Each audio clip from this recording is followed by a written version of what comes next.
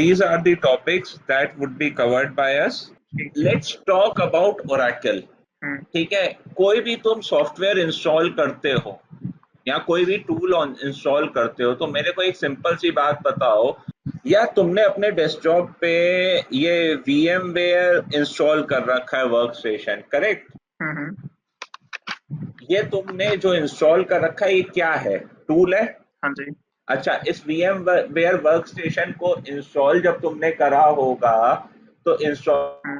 Installation के वक्त इस VMware वर्क स्टेशन ने कुछ रैम खाई होगी तुम्हारी और कुछ वो खाई होगी इंस्टॉलेशन के बाद। जब भी तुम चलाओगे इस VMware को, वर्क स्टेशन को, ठीक है, सपोज करो इस VMware वर्क स्टेशन के अंदर तुमने एक लिनक्स मशीन डाल रखी है, जस्ट एग्जांपल दे रहा हूं मैं। अब तुमने जो वर्क स्टेशन में मशीन डाल रखी है लिनक्स की, अगर सपोज करो उस लिनक्स मशीन पे तुमको काम करना है, तो जब तुम इसे ऑन करोगे लिनक्स मशीन की तो ये स्टोरेज खाएगी, ये रैम खाएगी, ये दो चीजें खाएगी। एग्री करते हैं भाई? कोई डाउट, कोई क्वेश्चन अभी तक इस पार्ट में? नहीं नहीं, ये सर आप पीछे जो पीडीबी बताया था या सीडीपी बताया था, ये क्या चीज़ है? PDP and CDP are pluggable databases and container databases. These are basically used for the multi-tenant architecture. ठीक है, इससे पहले क्या होता था, सिंगल इंस्टेंस सिंगल डेटाबेस चलता, अभी भी वही है, सिंगल इंस्टेंस सिंगल डेटाबेस। लेकिन PDP CDP इन्होंने मल्टी टेनेंट कर दिया, जिसमें एक कंटेनर डेटाबेस में आप कई छोटे छोटे छोटे छोटे जो है डेटाबेसेस चला सकते हो। हाँ, मैं आपको बता रहा था फिजिकल फाइल्स और लॉजिकल फाइल्स। ओके, रैम और उसका समझ में आया ना कॉन्सेप्ट, मेमोरी और VMware का, जैसे मैंने समझाया वर्क स्टेशन का तेरा। ठीक है, ऐसे ही ओरेकल डेटाबेस में कई फाइल फिजिकल होती हैं जो कि आप देख सकते हो, ठीक है, कई लॉजिकल होती हैं और कई फाइल्स ऐसी होती है जो मेमोरी स्ट्रक्चर को बिलोंग करती हैं। ठीक है, ओरेकल डेटाबेस क्या करता है, ओरेकल डेटाबेस मैक्सिमम प्रोसेसेस कहता है कि मैं डेटाबेस सर्वर पे चलाऊंगा और यूजर्स पे लीस्ट प्रोसेसेस चलेंगे। इससे यूजर की मशीन जो होगी, जो तुम्हारा डेस्कटॉप होगा, उस पे प्रॉब्लम नहीं आएगी। जितना लोड होगा वो सारा लोड जो है डेटाबेस अपने सर पे लेके बैठा हुआ है। Any doubt, any question up till now? नहीं नहीं। ओके, डेटाबेस में जो सबसे, देखो, एक, अगर एक एप्लीकेशन देखो, कोई भी, जो भी application low, simple example of the application, Amazon use करते हो शॉपिंग के लिए, या तुम्हारी ही है, तुम्हारी जो वेबसाइट है वो 3 टियर आर्किटेक्चर पे बेस्ड है। पहला टियर उसका होगा यूजर इंटरफेस, जिसमें कस्टमर जाके, यूजर इंटरफेस का मतलब ये हुआ, जैसे उसने गूगल क्रोम खोला और टाइप करा http://https जो भी हो, www. तुम्हारी वेबसाइट का नाम या जो भी तुम्हारी एप्लीकेशन का नाम है वो नाम डाला .com और वो खुल गई। पहला स्फीयर हुआ वेब स्फीयर। दूसरा स्फीयर हुआ एप्लीकेशन सर्वर, जहां से आपके कोड्स वगैरह पड़े हुए हैं, ठीक है। तीसरा स्फीयर हुआ डेटाबेस स्फीयर। ठीक है, ये 3 टियर आर्किटेक्चर होता है बेसिकली हर एप्लीकेशन का। जो भी आप एप्लीकेशन डिजाइन करोगे या जो भी आप डेटाबेस डिजाइन करोगे या जो भी आप कुछ डिजाइन कर रहे हो, ठीक है, उसमें कितना डेटा आएगा, क्या डेटा आएगा। अच्छा, पहली चीज ये। दूसरी चीज ये, सपोज करो एक वेब पेज है, ठीक है, एक तुम्हारा वेब पेज है, उसमें तुम्हारा डेटा पड़ा हुआ है, ठीक है। अब मैं भी अपना डेटा डालना चाहता हूँ उसी डेटाबेस में, लाइसेंस की कॉस्ट बचाने के लिए। मतलब अमेजोन को मत सोचो, एक छोटी एप्लीकेशन कोई समझ लो चल रही है, ठीक है। ठीक है, या एक लिफ्ट के ही जो है कौन सा बटन क्या काम करेगा इसकी कोडिंग लिखी हुई है एक एप्लीकेशन में, उसके बैकग्राउंड में डेटाबेस चल रहा है। सबसे बढ़िया एग्जांपल, कौन सी बैंकिंग यूज करते हो, किसी भी बैंक की यूज करते हो, let's take an example, SBI का है तुम्हारे पास। SBI की एक स्पेशल ऐप चल रही है, SBI योनो, ठीक है। SBI योनो में जब तुम लॉग इन करोगे अपनी ऐप से तो तुम सिर्फ अपना ही डेटा देख सकते हो, दूसरे का डेटा नहीं देख सकते, या दूसरे के डेटा में इंसर्ट अपडेट डिलीट नहीं चला सकते। So this is called database protections. तो ऐसे ही फिजिकल फाइल्स, जो फाइल्स आप देख सकते हो अपने हाथ आंखों के सामने, वो फिजिकल फाइल्स हुई। जो फाइल्स आप नहीं देख सकते अपनी आंखों से, वो लॉजिकल स्ट्रक्चर्स हुए, ठीक है। ठीक है। ओरेकल डेटाबेस के अंदर 4 मेजर फिजिकल फाइल्स होती हैं, जिसको आप 3 मेजर, मतलब 4 मेजर फिजिकल फाइल्स होती हैं जिसको आप देख सकते हो। पहली होती है आपकी कंट्रोल फाइल, ठीक है। दूसरी होती है आपकी P फाइल, ठीक है। तीसरी होती है आपकी डेटा फाइल्स, चौथी होती है आपकी रीडू लॉग फाइल्स। अब एक और फाइल्स होती हैं जो कि आप देख सकते हो, फिजिकली प्रेजेंट होती हैं, लेकिन वो ऑप्शनल होती हैं। That are called archive logs. Production environment में आर्काइव लॉग्स होते ही होते हैं जनरेट। नॉन प्रोड एनवायरनमेंट में डिपेंड करता है कि आप जनरेट करते हो नहीं करते हो। Got my point? ठीक है। कोई डाउट, कोई क्वेश्चन अभी तक तुम्हारे दिमाग में कुछ चल रहा हो यार, तो क्लियर कट मतलब जो है क्लियर कर दो। All set? हम्म। हम लोग अब जो है ओरेकल का सॉफ्टवेयर इंस्टॉल करेंगे।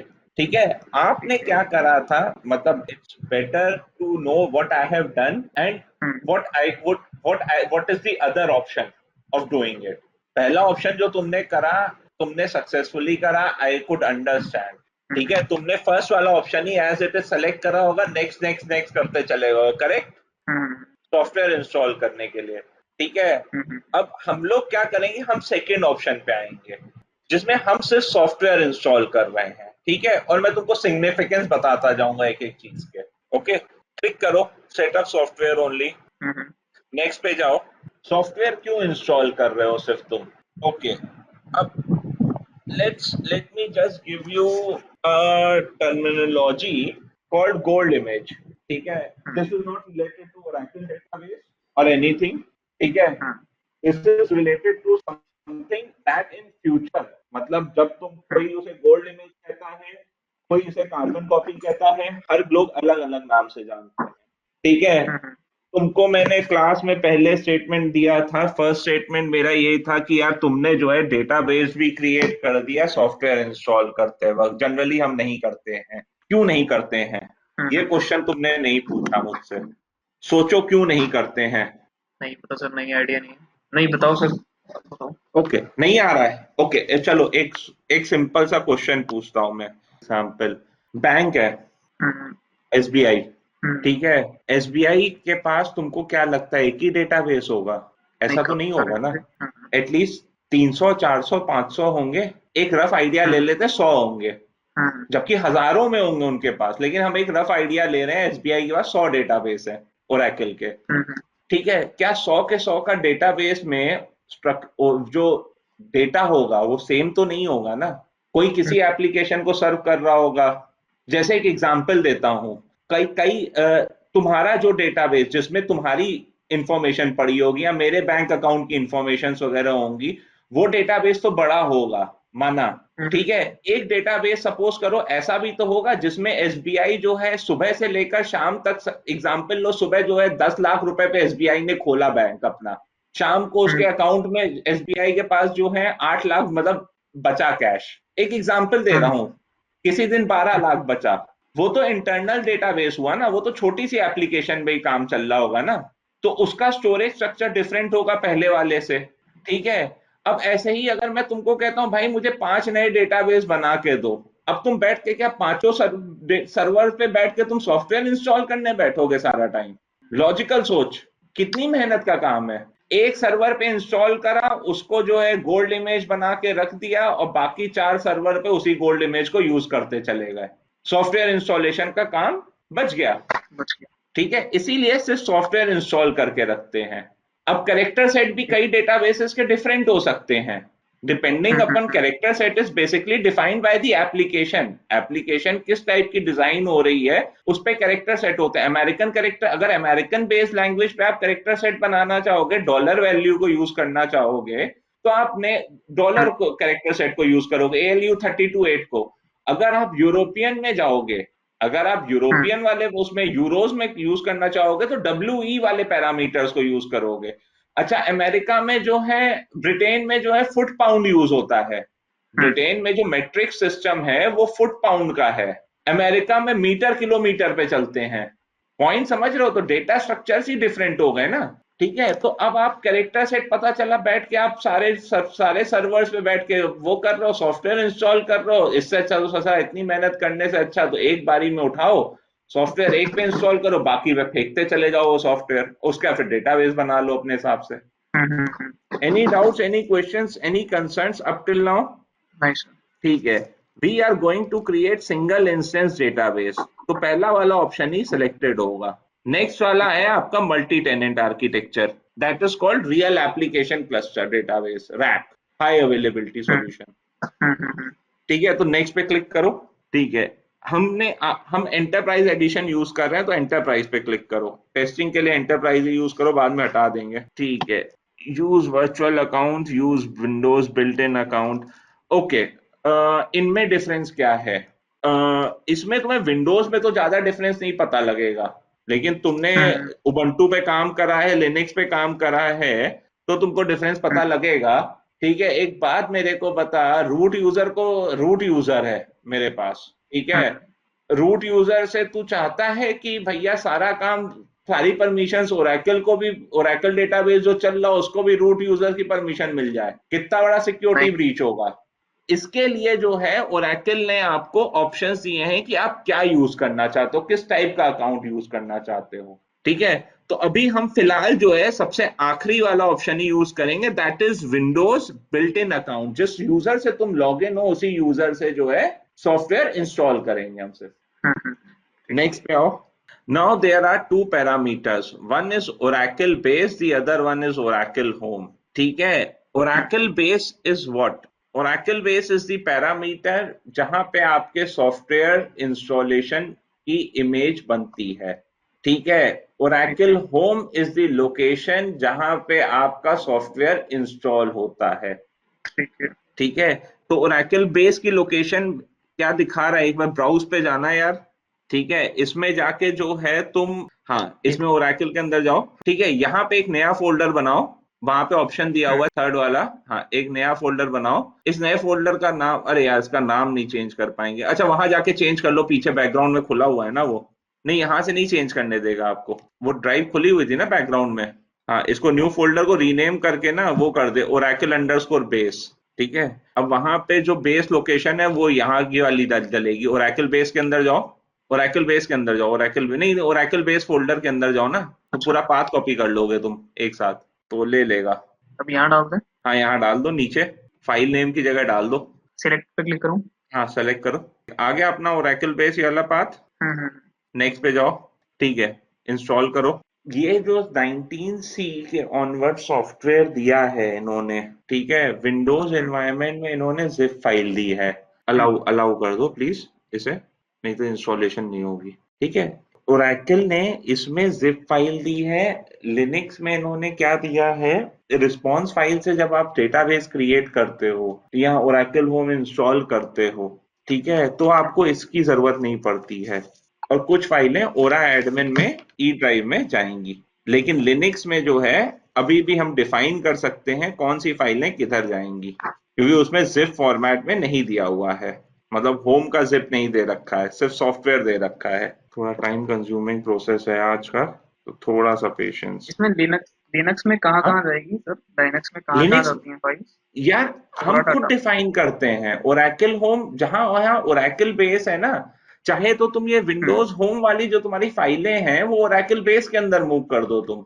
क्योंकि इसमें लिनक्स में क्या होता है, लास्ट में जब आप सॉफ्टवेयर इंस्टॉल करते हो, क्योंकि भाई विंडोज में तो सब कुछ वो उस पे चलता है, सर्विस बेस्ड चीज है विंडोज में। लिनक्स में ऐसा थोड़ी ना, हम्म लिनक्स में तो तुम्हारा प्रोसेस बेस्ड है ना सब कुछ। जो लिनक्स ओएस है वो अपना प्रोसेस बेस्ड है पूरा पूरा, मतलब हम्म हर एक प्रोसेस की अपनी अलग थ्रेड है। विंडोज की तरह थोड़ी ना कि भैया 10 थ्रेड्स को कंबाइन करके एक सर्विस बना के रख दी, तो ये चीज का डिफरेंस है बस लिनक्स और विंडोज में। ओके, क्लोज करो। डेटाबेस सॉफ्टवेयर हमारा इंस्टॉल हो गया। देखो डायग, ओरेकल बेस के अंदर क्या आया, डायग आया और चेक पॉइंट्स आए। ठीक है, हम्म, अगर ओरेकल सॉफ्टवेयर, ओरेकल में जाओ, ठीक है, ये विंडोज जीबी होम है, ये उठा के पूरा पूरा ओरेकल बेस के अंदर अगर तुम कॉपी पेस्ट करना चाहो तो कर सकते हो और तुम्हारा चलेगा तब भी। जनरली लिनक्स में ओरेकल बेस के अंदर ही ओरेकल होम होता है, और आप ओरेकल बेस और ओरेकल होम अलग अलग भी बना सकते हो। ठीक है। Any doubts up till now so far? Next. Okay, वापस कमांड प्रॉम्प्ट पे आओ।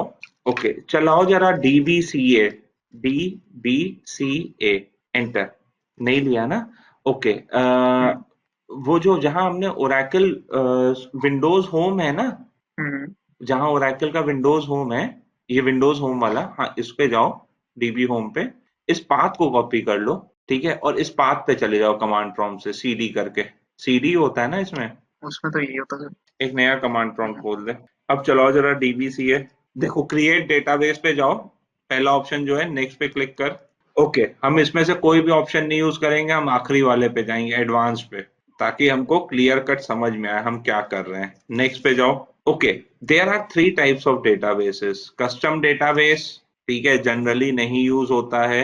जनरल पर्पस और ट्रांजैक्शन प्रोसेस यूज होता है। दूसरा जो है डेटा वेयर हाउस यूज होता है। अब डेटा वेयर हाउस डेटाबेसेस कौन से होते हैं? जहां पे बहुत हैवी इंसर्ट अपडेट चलेगा, वो डेटा वेयर हाउसेस के लिए होते हैं। ठीक है।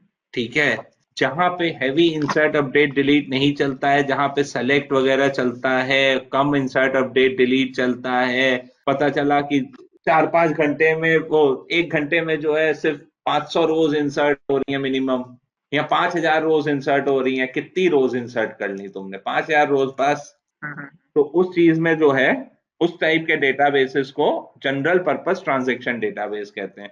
अब हम डेटा वेयर हाउसिंग का तो बना नहीं सकते भाई, ज्यादा से ज्यादा हम एक टेबल ही बना पाएंगे। तो जनरल पर्पस ट्रांजैक्शन पे क्लिक करो और नेक्स्ट करो। ठीक है। ग्लोबल डेटाबेस नेम और SID. Okay, what is this? Global database name is the database name by which your database would be identified by. ठीक है। तो आपको अपने डेटाबेस का नाम 8 कैरेक्टर से नीचे नीचे रखना होता है। ठीक है, तो आप क्या रखना चाहते हो अपने डेटाबेस का नाम, ये बताओ पहले। कुछ भी रख सकते हैं। तो global service name would always be same as the database name. ठीक है। We are not going to create any CDB PDB, तो सेकेंड वाला ऑप्शन जो है ना, उसको अनचेक कर दो। ये होता क्या है sir, container database? Container database, देखो एक आपने जो मल्टी टेनेंट आर्किटेक्चर था पीडीपी सीडीपी का, वो यही आया था उसमें कि कंटेनर डेटाबेस होते हैं, उसके अंदर कंटेनर यानी बड़ा डेटाबेस, उसके अंदर छोटे छोटे छोटे छोटे आप डेटाबेसेस बना सकते हो। ठीक है। और आपके जो छोटे छोटे डेटाबेसेस आप बना रहे हो, उसमें अगर कुछ भी चेंजेस करोगे तो बाकी डेटाबेसेस पे इफेक्ट नहीं पड़ेगा। आप सपोज करो 10 कंटेनर प्लगेबल डेटाबेस बनाते हो, तो अगर आपको पैचिंग करनी है, ठीक है, तो आप कंटेनर डेटाबेस की पैचिंग कर दो, तो 10 के 10 प्लगेबल डेटाबेस की पैचिंग ऑटोमेटिकली हो जाएगी। रिसोर्स यूटिलाइजेशन के लिए टेम्प फाइल इनकी सेम होती है, सिस्टम फाइल इनकी सेम होती है। मतलब 10 डेटाबेसेस की टेम्प फाइल सेम होगी। अगर टेम्प फाइल 10 डेटाबेसेस सेम होगी, तो आपके रिसोर्सेज कम यूटिलाइज हो रहे हैं। ये कॉन्सेप्ट था प्लगेबल और उसका। लेकिन प्लगेबल तुमको तब समझ में आएगा जब तुमको सिंगल इंस्टेंस समझ में आएगा। मतलब बेसिक सिंगल इंस्टेंस से शुरू हुआ था। चलो नेक्स्ट पे क्लिक करो। आप आओगे, पहला वाला ऑप्शन अगर तुम देखोगे, use template file for database storage और एट्रीब्यूट्स। ठीक है, ये चीज हम नहीं करेंगे। क्यों नहीं करेंगे? जनरली आर्किटेक्चर्स जो होते हैं लिनक्स में और ऑर्गेनाइजेशंस में, वो इस हिसाब से होते हैं, वो चाहते हैं ओरेकल सॉफ्टवेयर एक माउंट पॉइंट पे रहे। जैसे लिनक्स में माउंट पॉइंट होते हैं, अपने विंडोज में ड्राइव्स होती हैं, मतलब उस टाइप से ही कॉन्सेप्ट समझने की कोशिश करना। ठीक है। जनरली जो जितने भी बड़े एनवायरमेंट्स होते हैं और कंपनीज होती हैं, वो एक स्टैंडर्ड फॉलो करके चलती हैं। स्टैंडर्ड उनका ये कहता है, for easing our job, for easing a job of themselves. ठीक है, स्टैंडर्ड उनका ये कहता है ओरेकल सॉफ्टवेयर आपका एक माउंट पॉइंट या एक उसमें लोकेशन पे। ठीक है। डेटा फाइल्स एक लोकेशन पे। कंट्रोल फाइल्स मल्टीप्लेक्सिंग होती है उनकी, मतलब एक से ज्यादा कंट्रोल फाइल्स बनाई जाती हैं हमेशा। क्यों बनाई जाती हैं ये मैं बताऊंगा अभी। कंट्रोल फाइल्स क्या होती हैं ये भी बताऊंगा, मतलब अभी सिर्फ थोड़ा रुक के, मतलब मैं सिर्फ समझाने की कोशिश कर रहा हूँ। ठीक है, ये सारी फाइल्स जितनी होंगी, वो सारी हर फाइल्स जो है अपनी अपनी स्पेसिफाइड लोकेशन पे जाए। आप चाहते हो बैकअप एक स्पेसिफाइड लोकेशन पे ही जाए, तो वो सारी चीजें हम खुद डिफाइन करते हैं, अपने कंट्रोल में चाहते हैं, हम डेटाबेस के कंट्रोल में नहीं चाहते। until and unless we are not using ASM, that is automatic storage management। ठीक है। तो सेकेंड वाला ऑप्शन यूज करो। इसमें बता पूछ रहा है तुम्हारी सारी डेटा फाइल्स कहाँ जाएं। ठीक है, वो जाएंगी आपका इधर, आपकी लोकेशन पे। ठीक है, अब हम लोकेशन इसकी चेंज करेंगे। ठीक है, लोकेशन अपने वापस ड्राइव में जाओ, जो ड्राइव हमने नहीं खोली थी, ओरेकल के अंदर जाओ। यहीं पे। यहाँ पे ना ओरेकल के अंदर ना, बेस में नहीं, ओरेकल के अंदर ही, हाँ एकदम परफेक्ट इस लोकेशन में।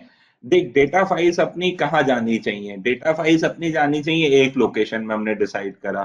ठीक है, तो एक फोल्डर बना दो डेटा फाइल्स के नाम से। ठीक है, इस फोल्डर के अंदर जाओ और पाथ कॉपी कर लो। हाँ, और ये पाथ यहाँ पेस्ट कर दो। ओके करो, तो तुम्हारी सारी डेटा फाइल्स इसमें जाएंगी। ठीक है। नेक्स्ट पे आओ। Okay, what is fast recovery area? और this fast recovery area is also called as flash recovery area. Both are the same thing. अगर कोई फ्लैश रिकवरी एरिया बोले चाहे फास्ट रिकवरी एरिया बोले, दोनों सेम है। हम्म, इसका मतलब क्या होता है यार? अब आपने डेटाबेस बनाया, हम्म, अब डेली बेस पे तुम बैकअप चलाओगे तो नहीं ना? इतना टाइम थोड़ी ना है तेरे पास। भाई अगर तेरे पास 50 डेटाबेस हैंडल करने के लिए हैं तो तेरे को 4 रिसोर्सेज बैठाने पड़ेंगे केवल, जो 50 डेटाबेसेस का बैकअप चलाएंगे daily. Hmm, The simplest way of running the backup is to create a script for the backup and assign it, और मतलब जो है run it via any task scheduler। हम्म, चाहे क्रॉन टैब से चलाओ चाहे कैसे चलाओ, आप स्क्रिप्ट बना के चलाओ और डेटाबेस का बैकअप लो। ठीक है। अब बैकअप जो है वो एक स्पेसिफाइड लोकेशन पे जाना चाहिए, करेक्ट? हम्म, वो specified location is called flash recovery area. Any doubts, any concerns up till now और एनी क्वेश्चंस? ठीक है, अब वापस अपनी ड्राइव पे जा। ठीक है, इसमें एक बनाओ फोल्डर जिसका नाम होगा बैकअप्स। ठीक है, एक फोल्डर और बनाओ जिसका नाम होगा कंट्रोल फाइल। एक फोल्डर और बनाओ, कंट्रोल फाइल एक वर्ड है, अच्छा अंडरस्कोर करके बनाया है, ठीक है परफेक्ट। गैप नहीं रखना बस फोल्डर्स के बीच में। एक फोल्डर बनाओ आर्काइव, ARCHIVE। ठीक है, एक फोल्डर बनाओ रीडू लॉग्स। ओके, हमने आर्काइव बना दिया, हमने बैकअप बना दिया, हमने कंट्रोल फाइल बना दिया, हमने ओरेकल बेस बना दिया। अब बैकअप्स वाले में जाओ, कॉपी करो पाथ। भाई बैकअप्स में ही तो बैकअप डालने हैं, इसीलिए तो हम्म, बनवाया। पहला वाला ऑप्शन चेक इन करो। ठीक है, इसकी लोकेशन चेंज करो। अब यार बैकअप की साइज तू क्या रखना चाहता है? मेरे हिसाब से ना एमबी को जीबी में करके केवल 5 जीबी दे दे, ज्यादा मत दे। क्योंकि मेरा पॉइंट समझ रहा है मैं क्यों कह रहा हूँ 5 जीबी? क्यों?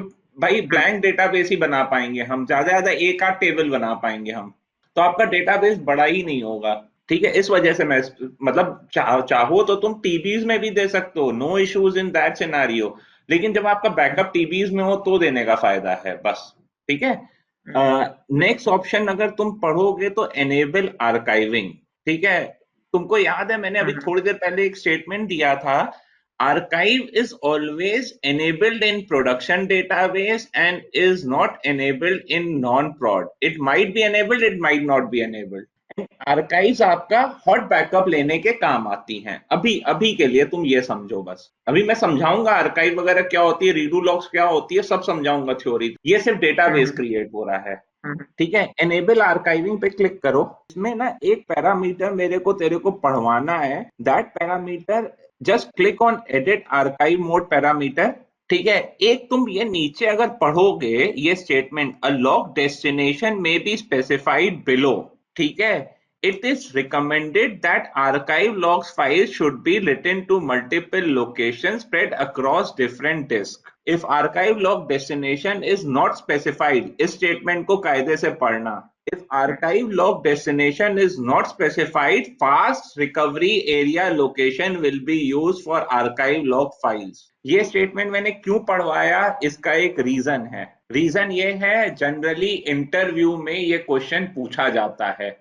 हम्म, मतलब मेरा प्रॉब्लम तुम समझ रहे हो कि मैं तुमको क्या समझाना चाहता हूं, क्यों मैं ये स्टेटमेंट पे जोर डाल रहा हूं? सिर्फ इस आखिरी स्टेटमेंट पे ही जोर है मेरा। बाकी हम्म, मल्टीप्लेक्सिंग मल्टीप्लेक्सिंग से कोई मतलब नहीं है मेरे को। आखिरी स्टेटमेंट समझ में आया? Hmm, okay. अगर बाय चांस आर्काइव एनेबल नहीं करते हैं यहाँ पे, do we have an hmm, option to enable archive on the later stage? Yes. ठीक है, आपने आर्काइव एनेबल कर दी लेटर स्टेज पे। मैं एग्जांपल देके अब मैं करवाऊंगा तुमसे, वो काम भी करवाऊंगा, लेकिन एग्जांपल अभी समझने की कोशिश करते हैं। ठीक है, आपने आर्काइव एनेबल कर दी, डिसेबल रखी अभी डेटाबेस पे। ठीक है, मैंने हम्म, तुमसे कहा, मैं एप्लीकेशन का बंदा हूं, मैंने अभी तुमसे रिक्वेस्ट करी कि अभी आर्काइव डिसेबल रखो, मैं टेस्टिंग कर रहा हूं उस पर। ठीक है, तुमने डिसेबल हम्म, रखी। आर्काइव बाद में मैंने कहा एनेबल कर दो, मेरी टेस्टिंग खत्म हो गई, अब ये प्रोडक्शन लाइव हो गया सर्वर। हम्म, तुमने आर्काइव एनेबल कर दी। अगर तुम हम्म, डेस्टिनेशन नहीं डिफाइन करोगे आर्काइव की एनेबल करने के बाद भी, तो hmm, archive automatically flash recovery area में जाना शुरू हो जाएगी। हम्म, And to change the destination of archive, we do not require any downtime। What do you mean by downtime? Downtime means when you have to bring down your database, that is shut down your database and start up your database to make any kind of changes. यानी कोई बंदा नहीं connect कर पाएगा। ठीक है। अगर आपको आर्काइव डेस्टिनेशन चेंज करनी है तो डाउन टाइम की जरूरत नहीं है। हाँ, अगर आपका आर्काइव मोड यानी आपकी आर्काइव डिसेबल्ड है और उसे एनेबल करना है या एनेबल्ड है उसे डिसेबल करना है तो आपको डाउन टाइम की जरूरत है, यानी आपका डेटाबेस डाउन जाएगा। ठीक है। Any questions, any concerns up till now, anything?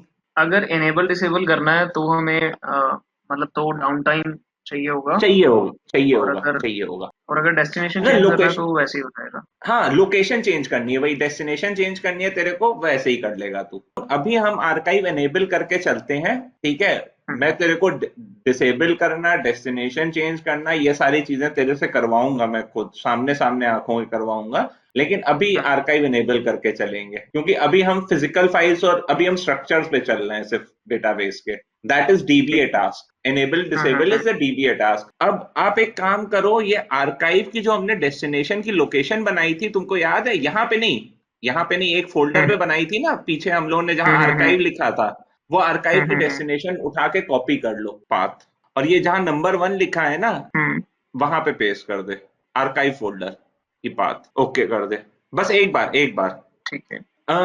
Multiplexing से क्या मतलब समझते हो तुम? जनरल टर्मिनोलॉजी में बताओ।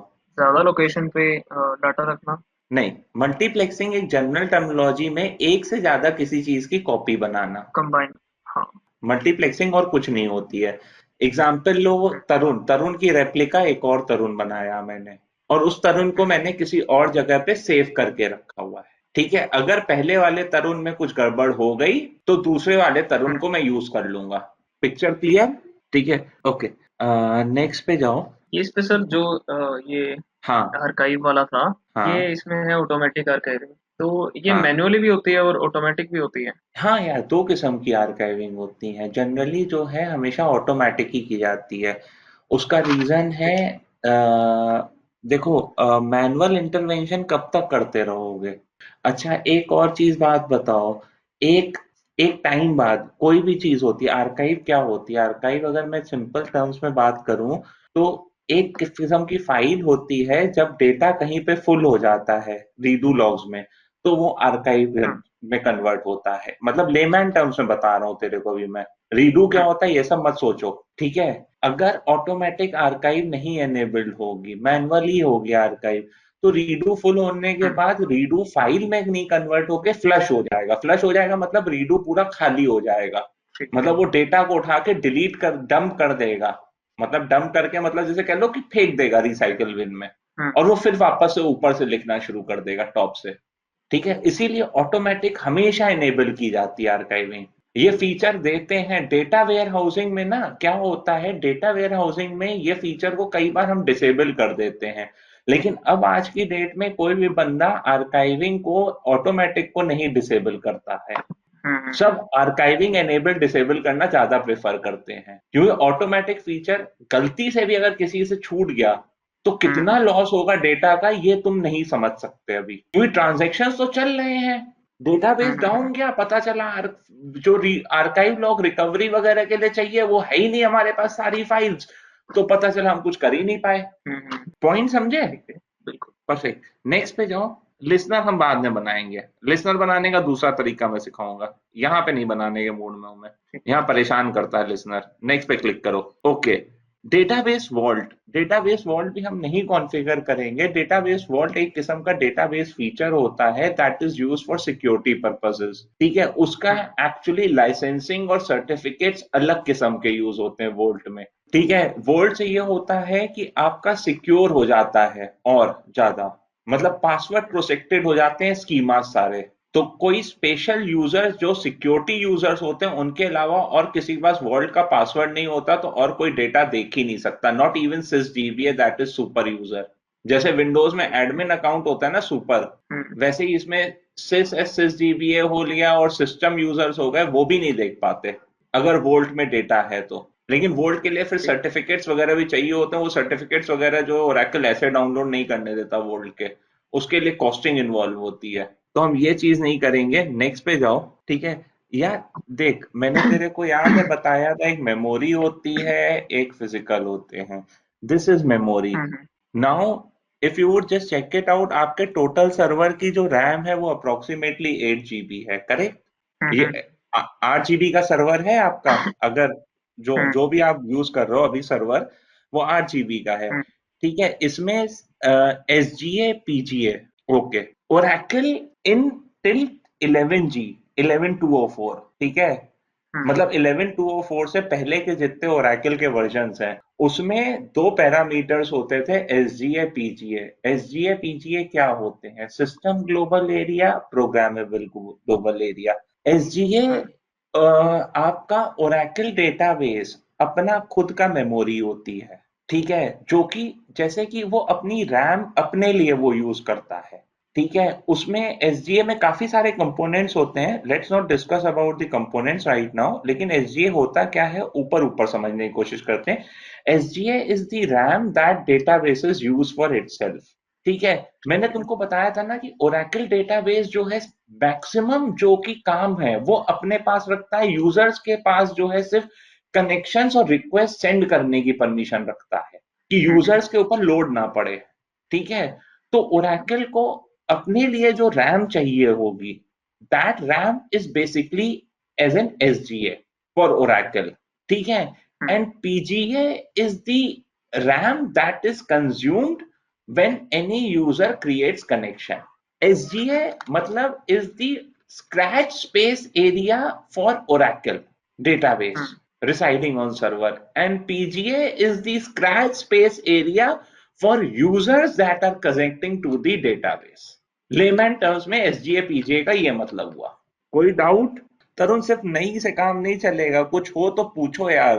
नहीं नहीं, अभी एक बार इसको दोबारा से एक बार देखना पड़ेगा, थोड़ा सा रिवाइज करना पड़ेगा, फिर कोई भी डाउट्स होंगे तो मैं अगले दिन अगली क्लास में पूछ लूंगा। हाँ, तो एक नोट पैड में नोट कर लेना डाउट्स, मतलब अगली क्लास के ठीक लिए है। ना नोट पैड में नोट कर लेना, और ये सेशन थोड़ा सा लंबा चलेगा, if you don't mind. Okay. अच्छा, 11204 पे ओरेकल ने, 11204 से पहले हम एसजीए पीजीए खुद डिफाइन करते थे, ठीक है। हम्म कि भाई एसजीए सपोज करो, 2 GB रैम है, आप दे रहे हो हम्म सर्वर को, डेटाबेस को, एक एग्जांपल दे रहा हूं मैं। अब 2 GB में से हम्म आप चाहते हो कि 1500 MB जो है एसजीए के लिए रहे और 500 MB पीजीए के लिए रहे, अभी भी कर सकते हो हम्म आप डिफाइन। लेकिन हम्म 11204 ऑनवर्ड्स और 11204 वर्जन में ओरेकल ने ऑटोमेटिक मेमोरी मैनेजमेंट का निकाला पैरामीटर। ऑटोमेटिक मेमोरी मैनेजमेंट ये कहता है कि आप जो है, ओरेकल एसजीए पीजीए खुद सेट करेगा, आप मेमोरी बता दो ओरेकल को, वो सारे मेमोरी स्ट्रक्चर्स अपने आप ही सेट करेगा। आप बस बता दो कि भैया आप 2 GB असाइन कर रहे हो, 3 GB असाइन कर रहे हो, 1 GB असाइन कर रहे हो, ठीक है। ठीक है। तो हम एसजीए पीजीए को नहीं यूज करेंगे, हम यूज करेंगे ऑटोमेटिक मेमोरी मैनेजमेंट को। तो ऑटोमेटिक मेमोरी मैनेजमेंट ऑलरेडी आपके में सेट है ऊपर अगर देखो तो, ठीक है। नहीं, ऊपर नहीं, use automatic shared memory management, ठीक है। नीचे आओ, आखिरी वाला ऑप्शन, जो पहला वाला ऑप्शन है वो एसजीए पीजीए वाला है जो बताया था, ठीक है। ठीक है। उसका तीसरे वाले ऑप्शन पे सेलेक्ट करो, क्योंकि हम ऑटोमेटिक वाला करना करना चाहते हैं, ठीक है। ऑटोमेटिक में तुम कितनी रैम देना चाहते हो इस डेटाबेस को? 2 GB तक देना चाहते हो ना, इससे ज्यादा तो नहीं देना हम्म चाहोगे, ठीक है। तो हम्म अपने हिसाब से रैम सेट कर ले भाई, कोई दिक्कत नहीं है, ठीक है। अब उसके बगल में आओ, ऊपर जाओ, ऊपर जाओ। अभी सेलेक्ट मत करना, नहीं नहीं सेलेक्ट मत करना, ऊपर जाओ, देखो और भी चीजें हैं। मेमोरी के बगल में देखो, हम्म तुम्हारा मेमोरी वाला है ना, हाँ, उसके बगल में क्लिक करो, ठीक है। ये है प्रोसेसेस, ओके। प्रोसेसेस क्या होते हैं यार? एक बात बता, एक कनेक्शन बनाया मैंने, एक यूजर ने एक कनेक्शन बनाया, ठीक है। हम्म अब मैं हूं, भास्कर ने एक कनेक्शन बनाया तरुण डेटाबेस पे, ठीक है। हम्म एक यूजर आया XYZ, उसने बनाया दूसरा कनेक्शन दूसरे तरुण डेटाबेस पे। ऐसे ही तीसरा यूजर आया, उसने एक और कनेक्शन बनाया। ऐसे कर करके कनेक्शंस बनाते बनाते एक एक कनेक्शन एक प्रोसेस खा जाता है, हम्म क्योंकि सबको इंडिविजुअल काम कर रहे हैं ना, हर कोई ऐसा थोड़ी ना है कि यार सब शेयर्ड में काम कर रहे हैं, नहीं ना। हम्म हर यूजर अपना कनेक्शन बना रहा है ना, तो एक कनेक्शन एक हम्म प्रोसेस आता है, तो वो प्रोसेसेस आप डिफाइन कर लो। जैसे कि अगर आपको लगता है कि आपके कनेक्शन 1500 से ज्यादा आ रहे हैं एक बारी में हम्म कंकरेंट, लगातार मतलब जो है 1500 यूजर्स एक बारी में कनेक्ट करेंगे या 5000 यूजर्स एक बारी में कनेक्ट करेंगे, तो आप नंबर ऑफ प्रोसेसेस 5000 की जगह 6000 करोगे, 1000 स्पेयर में रखोगे, तो कुछ स्पेयर में रखे जाते हैं। तो अभी आपके में ज्यादा यूजर्स तो कनेक्ट करेंगे नहीं, तो आप नॉर्मल प्रोसेसेस ही रखो, जो सेट है सेट रहने दो। A block is the smallest amount of storage allocated for input output। ये चीज, ये स्टेटमेंट, अब इस स्टेटमेंट का मतलब समझाता हूं थोड़ा सा। बिट्स बाइट्स क्लियर है, क्या होता है क्लियर है। Bits and bytes contain the data in the form of binary code which is not understandable to us. ऐसे ही डेटाबेस में व्हेन बिट्स एंड बाइट्स, ठीक है, are converted into DB blocks, a set of bytes is converted into db blocks। ठीक है, db blocks means तरुण, suppose करो एक मैंने टेबल बनाई, ठीक है, डेटाबेस के अंदर। उस टेबल में मैंने डेटा डाला, स्टूडेंट्स का नाम, ठीक है, स्टूडेंट्स का रोल नंबर, स्टूडेंट के मार्क्स और उनकी अटेंडेंस, ठीक है, ये 4 कॉलम्स बनाए और इंसर्ट कर दिया 10 स्टूडेंट्स के नाम। अब टेक एन एग्जांपल, पहले स्टूडेंट का नाम था तरुण, so T is occupying 1 dB block, A is occupying 1 dB block, R is occupying 1 dB block, U is occupying 1 dB block and N is occupying 1 dB block। ठीक है, agreed। After that space, अब तरुण का last name भी तो आएगा, so that would be occupying space is also occupying 1 dB block। Now तरुण के attendance present है absent है, that is occupying 1 dB block। So any data or any single character that is inserted, whether it's space, numeric, any sign, would occupy 1 dB block। Concept clear dB block का। अब आओ character sets पे। Okay, coming on to character sets. यार character sets ना, ये generally मैं तेरे को सीरियसली बता रहा हूँ, ये एप्लीकेशन वाले ही देते हैं हमें डेटाबेस क्रिएट करते वक्त। इसमें हम लोग चेंजेस नहीं करते, क्योंकि हमें नहीं मालूम होता कि फ्रंट एंड में उन्होंने एप्लीकेशन किसके लिए डिजाइन करी है, किस स्पेसिफिक पर्पस के लिए डिजाइन करी है। ठीक है, तो इसे इसे एज इट इज रहने देते हैं करेक्टर सेट को। ठीक है, नेक्स्ट में आओ कनेक्शन मोड। ये डेडिकेटेड है कि शेयर्ड है। रैक होगा तो शेयर्ड होगा, ठीक है, लेकिन ये सिंगल इंस्टेंस है तो डेडिकेटेड रहेगा। बगल वाले में आओ इसके सैंपल स्कीमास। यार ओरेकल अपनी कुछ सैंपल स्कीमास देता है, वो अगर डालनी है तो यस कर देना, नहीं डालनी है तो नो कर देना। जनरली सैंपल स्कीमास नहीं डाली जाती हैं, क्योंकि सैंपल स्कीमास के लिए फिर आपको डाउनलोड करना पड़ता है। ये सारे पैरामीटर क्लियर हो गए। What's the difference between automatic memory management and what's the difference between SGA, PGA, that is the shared, that is the memory management, normal memory management। memory management पे click करो, memory पे click करो, memory memory memory first option, ठीक है। Use shared memory management, do you understand use automatic shared memory management का difference और use automatic memory management का difference क्या है, समझ में आया? ये क्वेश्चन इंटरव्यू क्वेश्चन है। I guess you are preparing for the job, correct? मतलब इस ट्रेनिंग के बाद तुम डीबीए के इंटरव्यू दोगे ना, तो ये सारे ट्रेनिंग क्वेश्चंस हैं, इनको मतलब इंटरव्यू क्वेश्चंस हैं, इनका ध्यान रखना। ठीक है, नेक्स्ट पे क्लिक करो। In total physical memory is greater than 4 GB। Okay, okay, okay करो। Use automatic shared memory management पे सेलेक्ट कर लो तुम, नेक्स्ट कर लो, no issues. Okay, uncheck this box, uncheck this box, I would explain you why we are unchecking it। Oracle Enterprise Manager is one of the tool that is introduced by the Oracle। It's a cost based tool, ठीक है, that is used for monitoring of the databases and managing the databases। जो command हम SQL prompt से चलाते हैं, उसका GUI versions Oracle Enterprise Manager में available है, ठीक है, बट लाइसेंस वर्जन है तो इसलिए हम यूज नहीं कर पाएंगे। नेक्स्ट पे जाओ। ओके, सेकंड वाला ऑप्शन यूज करो, सेकंड वाला ऑप्शन सेलेक्ट करो। ओके, अब मैं बताता हूं क्या हुआ फर्स्ट वाला ऑप्शन और सेकंड वाला option. There are two users when we create database, ठीक है, बाय डिफॉल्ट जितने यूजर्स होंगे, डिफॉल्ट देखो कोई भी तुम डेटाबेस क्रिएट करते हो तो उसमें जो है डिफॉल्ट यूजर्स बनेंगे ही बनेंगे, ठीक है। जो डिफॉल्ट यूजर्स होंगे, वो डिफॉल्ट यूजर्स जितने भी होंगे वो सारे लॉग्ड होते हैं बाय डिफॉल्ट ओरेकल में, ठीक है। उनको आपको अनलॉक करना पड़ता है for security purpose. Oracle locks everything, केवल दो यूजर्स को परमिशन देता है। फर्स्ट यूजर जिसको परमिशन देता है that is called sys, the other user that is given permission is called system। sys और system में डिफरेंस क्या होता है? sys और system में कोई डिफरेंस नहीं होता, सिर्फ एक सबसे बड़ा डिफरेंस ये होता है sys DBA को डेटाबेस शटडाउन और स्टार्टअप करने की परमिशन होती है, sys को और सिस्टम को नहीं होती है। और कोई भी कमांड अगर sys DBA ने चलाई, ठीक है, वॉल्ट में भी sys DBA को प्रिविलेज होती है डेटा देखने की, सिस्टम DBA को प्रिविलेज नहीं होती है, ठीक है। उसके अलावा sys DBA जो sys होता है यूजर, ठीक है, अगर उसने कोई कमांड चलाई तो सिस्टम उसको ओवर पावर नहीं कर सकता, जबकि सिस्टम ने कोई कमांड चलाई तो sys DBA उसे ओवर पावर आराम से कर सकता है।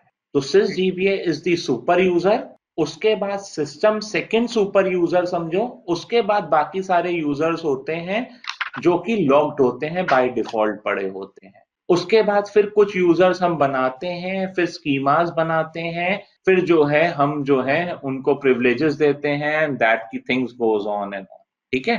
तो इधर फर्स्ट ऑप्शन कहता है कि आप सिस और सिस्टम का पासवर्ड जो है अलग अलग करो। मैं एक ही रखवाना चाहता हूं, तुम अलग अलग भी रख सकते हो, नो प्रॉब्लम, लेकिन एक रखने का भी फायदा ये है ताकि हम भूलेंगे नहीं। तो सबसे सिंपल पासवर्ड जो तुमको लगता है वो रख दो, चाहे तरुण ही रख दो मेरे हिसाब से। एडमिन एडमिन रख देते हैं सर। नहीं नहीं, रहने दो, एडमिन एडमिन रहने दो, कोई दिक्कत नहीं, नेक्स्ट पे क्लिक करो। अच्छा एक मैंने तरुण कर दिया था। नहीं नहीं कोई नहीं, एडमिन एडमिन रहने दो, मुझे कोई प्रॉब्लम नहीं, नेक्स्ट पे क्लिक करो। यार पासवर्ड कॉम्प्लेक्सिटी नहीं मैच हुई है तेरी, लेकिन कोई फर्क नहीं पड़ता। अगर ये मैं चाहूं कि जबरदस्ती लगाना चाहूं तो मैं जबरदस्ती लगा सकता हूं कि पासवर्ड कॉम्प्लेक्सिटी के बगैर बंदा नहीं चेंज कर सके पासवर्ड, लेकिन हाँ यहाँ पे अभी नहीं मैच हो रही है तो कोई प्रॉब्लम नहीं है, क्योंकि ये मेरा टेस्ट डेटाबेस है, ठीक है। तो नेक्स्ट पे जाओ, देखो इसने एरर दे दिया कि भाई कॉम्प्लेक्सिटी नहीं मैच हो रही, यस कर दो, okay. Create database, share SQL scripts, कोई हमारे पास देखो कई बार क्या होता है जब हम डेटाबेस क्रिएट करते हैं, क्रिएट करने के बाद हम चाहते हैं कुछ स्क्रिप्ट्स हमारी होम बिल्ड होती हैं। जैसे एक एग्जांपल देता हूं, अगर तुम्हारे पास 300 400 डेटाबेस हैं तो तुम चाहते हो कि सारा डेटाबेस एक ही जगह से मॉनिटर हो, सब कुछ एक ही तरीके से हो, तो सारे कनेक्शंस तुम्हारे एक डेटाबेस से बन के देख के चेक करें, इस टाइप से अगर कुछ कर रहे हो तुम, ठीक है, तो तुम स्क्रिप्ट्स बना सकते हो, वो स्क्रिप्ट्स डेटाबेस क्रिएशन के बाद चला सकते हो। तो वो स्क्रिप्ट्स यहाँ पे तुम अपनी ब्राउज करके पोस्ट क्रिएशन के बाद मेंशन कर दो कि इस फोल्डर में जितनी स्क्रिप्ट्स हैं चल जाए तो चल जाएंगी, ठीक है। सेव डेटाबेस टेम्पलेट, तुमको टेम्पलेट नहीं बनाना है, तुमको डेटाबेस बनाना है तो उसकी जरूरत नहीं पड़ेगी। जनरेट क्रिएशन स्क्रिप्ट, या आपको डेटाबेस की स्क्रिप्ट क्रिएशन किस स्क्रिप्ट से डेटाबेस क्रिएट होगा वो बना के दे देगा। हम पहला ऑप्शन ही सिलेक्टेड रखेंगे, पहला ऑप्शन जो सिलेक्टेड है, ठीक है। अब हम सेलेक्ट करेंगे कस्टमाइज स्टोरेज लोकेशन, पहला ऑप्शन है कंट्रोल फाइल्स, इस पे क्लिक करो।